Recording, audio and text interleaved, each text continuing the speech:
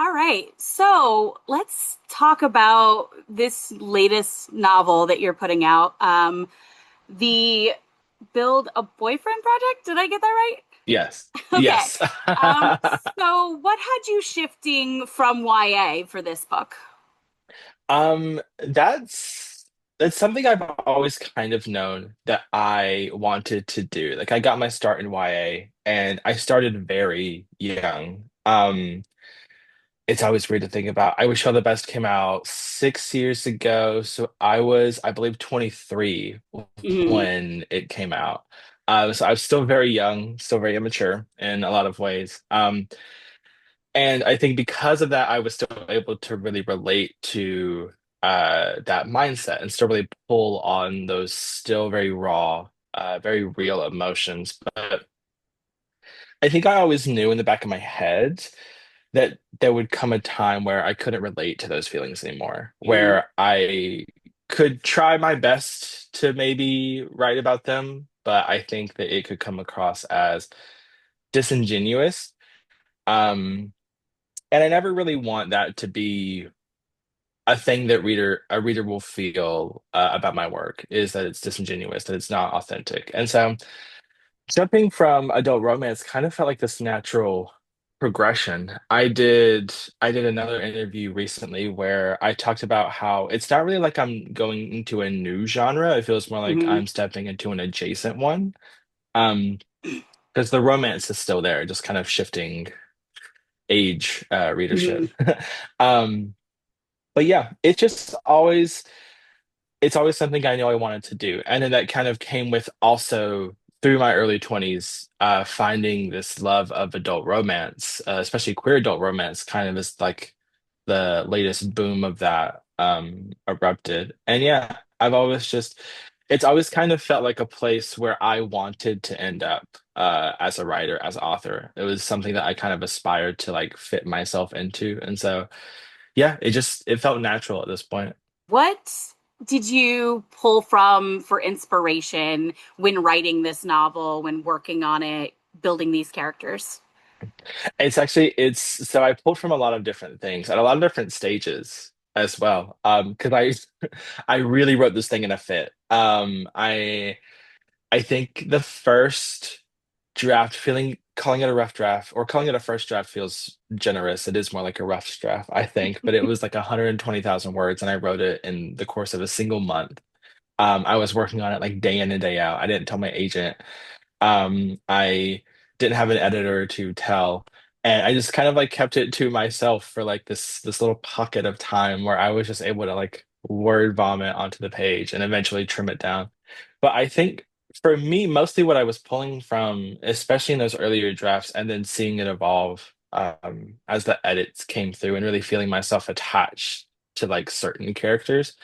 I think Peter's the real standout for me because I put so much of myself into him.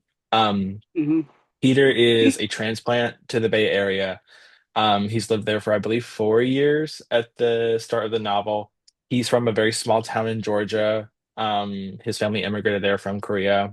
And I felt a lot of feelings about being someone in a similar situation, having grown up queer and from a small southern town, very isolated from uh, any anything that even resembled like having a queer elder. I don't think I had my first like queer adult I could look up to until I was like working my first real job as a teenager. And one of the other librarians at the library I worked at was bisexual, and I was like, okay, that's cool. Um, but I really pulled on those feelings for Peter, and in that way, like it's probably like taboo for an author to admit that they have a favorite character, but I think Peter's probably my favorite character I've ever gotten to write for, just because I put so much of myself into him. I put so much those feelings of isolation, of growing up so far away from any queer resources, from not really having community to look to or look up to. um, he really became a way for me to get those feelings out and sort of what it feels like to be an adult, having experienced all that and not really having the experience to really like I guess match up with other queer people sometimes is what it would feel like. And so I pulled on a lot of my own personal experiences, especially with my gender identity and my sexuality, for this one. That's that's really cool when that happens. I know as a reader, it really matters to me when I find a book that I'm like, oh, I can really relate to that character. Um, and while I haven't written any books yet, when I do write, I'm like, okay, how can I put myself into what I'm writing? Mhm. I think it's really important. I mean, to me, I think it's impossible as a writer to avoid putting some piece of yourself into every character you write. Like it's just Mhm. it's unavoidable, I think. Of course. All right. So in today's world, Mhm. it seems like an act of rebellion in a way to have books that have trans-led stories. Can you kind of like talk about that a bit and how it's like maybe it's important to you that these stories get out there? What goes into your thoughts when you're making these trans-led stories? A lot of different things. Mostly it's kind of it's kind of two different thoughts for me because on the one hand, I'm not trying to make a grand statement by Hmm. having trans-led stories. As a writer, I just want to write, especially as of late, these happy love stories where it just so happens that the lead characters are trans and that they get the love story, they get the happy ending. And then unfortunately, we live in a time where that in and of itself is a statement to show trans happiness, as you said, is like it's like a form of rebellion at this point because I mean we're inundated every single day with updates on whatever social media app you choose to use because it's all over the place of just articles about trans athletes being cut from their programs, trans kids can't be respected in schools, people who want to change their pronoun markers on passports aren't allowed to, then they are and then they aren't. And then books are being banned, not just trans books. And it's just it's this constant thing. It's this constant act of having to be at war with the war around you whenever you are a marginalized person Hmm. uh of any form, and especially if you intersect in identities in any way, it's Hmm. you are fighting a battle every single day, and it just really fucking sucks. It Yeah. just sucks. It just really fucking sucks. And so for me, it loops back around into being a purposeful act to have a happy story that is led by trans characters who they don't they don't suffer greatly at the end of the day. There's angst, and that's about it. But we need that angst. We need angst. Angst is good. Angst is necessary. Angst is a good kind of pain, I would argue. It's fulfilling, and you can like really dig your teeth into it. But like I don't know, my trans character dying brutally is just not something that I've ever really been interested in writing. It's for me, my writing.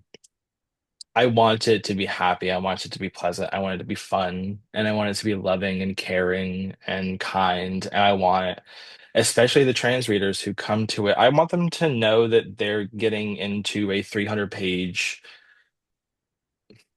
at this point, sometimes it feels like fantasy in a way, but they're getting into a place where they'll be understood and they'll be seen and they don't have to worry about the trans characters not making it to the end of Hmm. the story. And so, yeah, it's this constant self-fulfilling loop almost of just like I'm Hmm. not trying to do anything grand, but because of what I'm trying to write, it is a grand statement and it just keeps looping.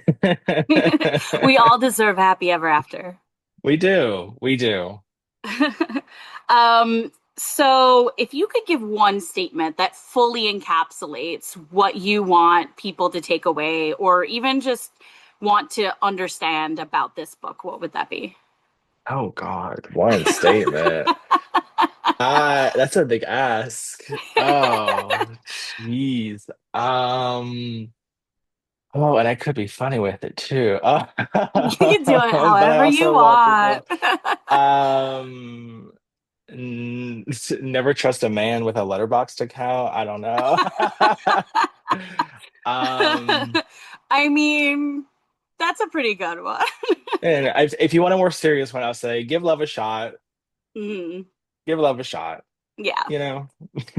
All right. So, in the world of social media, a lot of times people talk about their favorite characters or talk about people they know in non-word forms, right? Mhm. Like GIFs or emojis. If you could pick one emoji for Eli and one emoji for Peter, what would they be? Oh no, wait, I have to look at my phone because I I feel like like whenever you're asked like what's a book you recommend and you forget every Oh, single book you've ever absolutely. read. That's me apparently right now with an emoji. I know that's never happened to me before. Um okay, so there is a very tired, exhausting looking emoji on the iPhone. I don't know if that matters. That has bags under its eyes, and I feel like Okay. that's very Eli coded because he is exhausted um by everything that happens around him. Um, oh gosh, what would Peter be? Oh, this is a fun one. Okay. I think he would be the I think he would be the happy tears welling up one. That just feels very Peter to me. He's precious and that's what I want for him. I would think Peter would be like the one with the like really like soft eyes. You know what I'm talking about? The Mhm. one with the little white dot in the eye and he's got the smile Yeah. on its face. That's definitely a Peter. It's But so him. so when it comes to writing, what do you find is more difficult, creating the story or creating the characters? That's a tough one because I feel like for me they kind of feed into each other. Like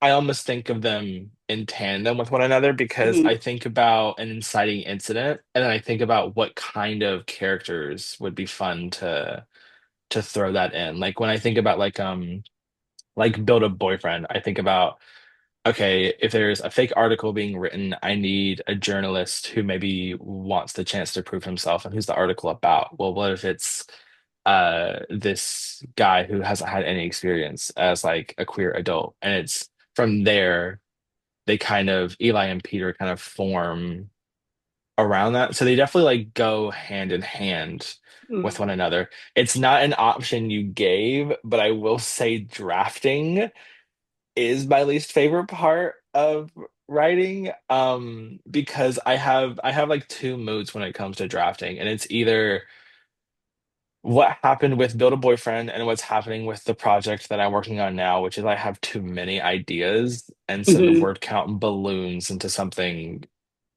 heinous like 120,000 words for like a contemporary romance novel or I just turned in my second book um which I started I believe at least six different times, made it roughly 50 to 60,000 words into every draft before I realized I hated it. And then I started over until I eventually made it to the end of this latest draft where I promptly gave it to my editor. And I think my email read, "It's your problem now."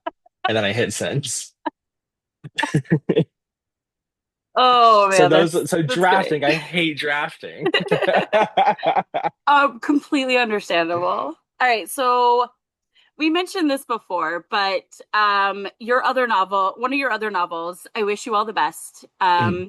I want to talk about the fact that it's about to become a feture film. Like, talk Yes. about the feelings about that. Like, how does that make you feel as an author? Weird. Because I think a lot of readers don't realize that whenever a movie is optioned, because I feel like we see that a lot, Hmm. but very rarely does it ever actually happen. Like a movie can be optioned and someone can sit on the rights for 5 years and eventually they'll revert back to the author or the publisher and it'll go nowhere. And sometimes I guess the idea of getting multiple checks over the course of every couple years sounds nice, but also it's lovely to see your work, come to life. And so I never I met Tommy in 2019, when I was in New York for the first time, and we just talked about it. It was just a whisper of an idea. Didn't really have, it was like a general meeting. But over the course of, oh God, I think it was 4 years from when we first met to eventually the conversation just started to pick up again. It was off and on for those 4 years, but like summer of 2022. I was gearing up for the feeling of falling in love to come out. And I was getting all these messages and updates from Tommy, like texts every day that filming was starting, scripting was done, casting choices had been made, people had signed on. She sent me chemistry reads for Corey and Miles, the two leads.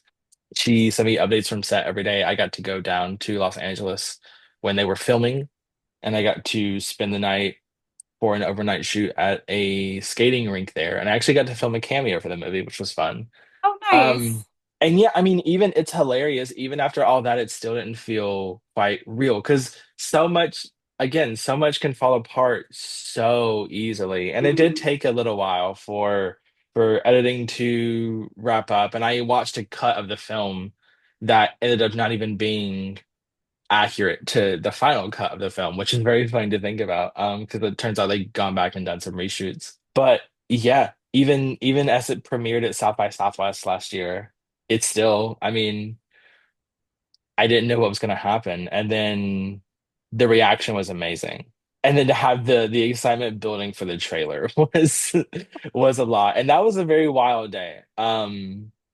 That was a lot of I usually have Instagram blocked on my phone for a majority of the day just to like keep my brain in a good space. Mhm. But I realized that day I was like, I don't want to, but I have to turn it off. And I basically have to log on all day, which I don't normally do, just to make sure I'm talking about it, just to make sure I'm sharing everything that's shared my way, like all that stuff. And so it's amazing. The reaction has been stellar. I'm so glad that people think it already seems like I've captured the heart of the book. Whenever Tommy and I were in like our earliest talks, she would go to me. Even as the script became more real, she was like, characters were cut. Like the character of Miriam was cut out of the movie just because they didn't have time for that whole other arc, and she apologized to me, and I was like, I listen, this is your project. As long as you Mhm. keep the heart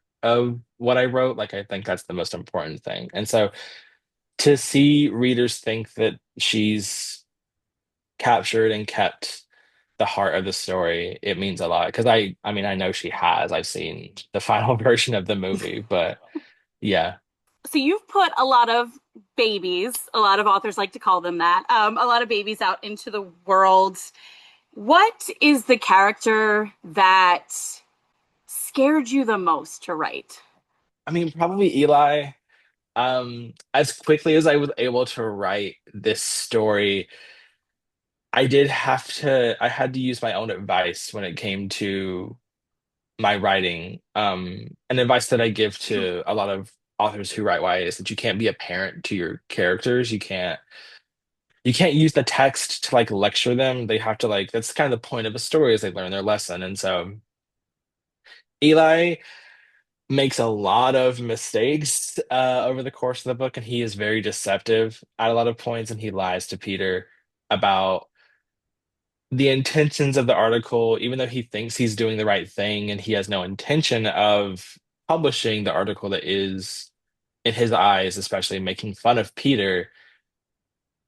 It's still happening. And Mhm. so it was a little tough to like have to sit there in the head of a character and kind of justify those actions without coming off lectury before I needed to. And so it was also freeing in a lot of ways, though, to get to write a character who is an adult who's just messing up. Because I mean, I don't know. A lot of people don't agree with Eli's actions throughout the course of the book, and I wholeheartedly agree with them. But also, I don't know. He's an adult. He makes mistakes. He messes up, and I think that is far more interesting for a character than having them behave perfectly throughout. So Eli, he was a tough nut to crack, in a lot of ways like that, and he's similar to Neil from The Feeling of Falling in Love, who was very similar in that Neil was a bit more fun because I purposefully wanted to write a mean, spoiled trans main character because I just thought that would be fun. But yeah, Eli's a tough guy.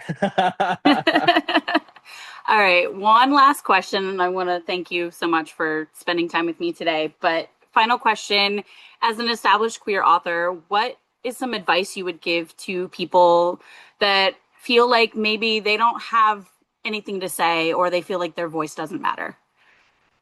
I mean, I'd relate them back to an earlier part of our conversation where we're scarily getting to a stage where the existence of queer art or any kind of marginalized art, any art by a Black artist or a disabled artist or a queer artist is unfortunately an act of revolution and rebellion because we have people who are constantly at every turn trying to silence and erase and put us down. I think that it's probably very easy these days to believe that you don't have anything of value or of note to say. And to that, I'd argue why art needs value.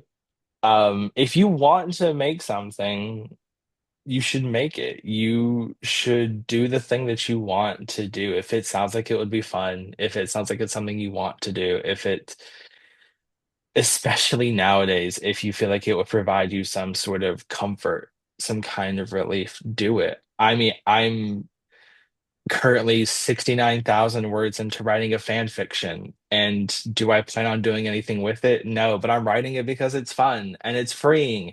And because I'm here, I'm queer, and I want to have a good time. And so I just think it's so important. I feel like we've lost, this is my tangent now, I guess. We have lost like I don't know, this reverence for hobbies, for not having to monetize everything you do. And so I just think that if you want to create, you should be creating.